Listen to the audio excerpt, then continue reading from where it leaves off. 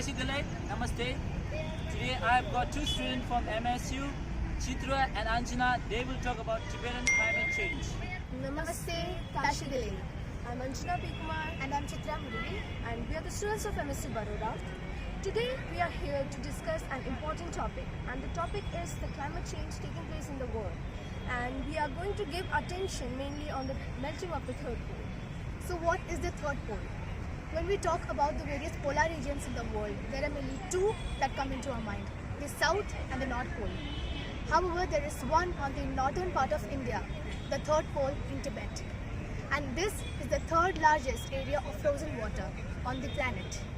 Did you know that Tibet is currently seeing the effects of climate change 3 times faster than the rest of the world? And the temperature of the third pole region has increased by 1.5 degrees more than double the average. So what could be the causes for the melting of the glacier?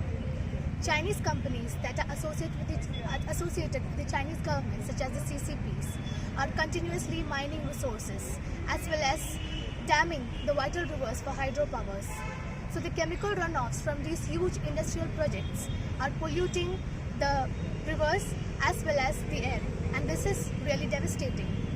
And it seems like the people are much aware of the situation of the melting of the third pole.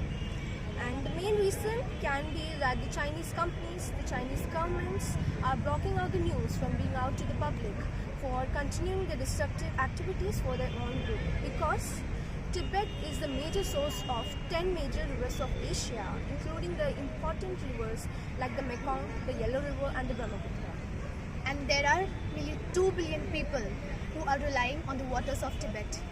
And guys, this is the number of people who will be affected by the flooding, desertion and the various other natural disasters coming along with the melting of glacier.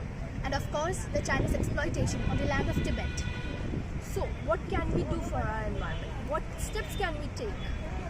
The most important step is to create awareness amongst ourselves for improving the climatic conditions for ourselves and for our future generations. Let's do this for Tibet. And let's do this for our Mother Earth. Thank you.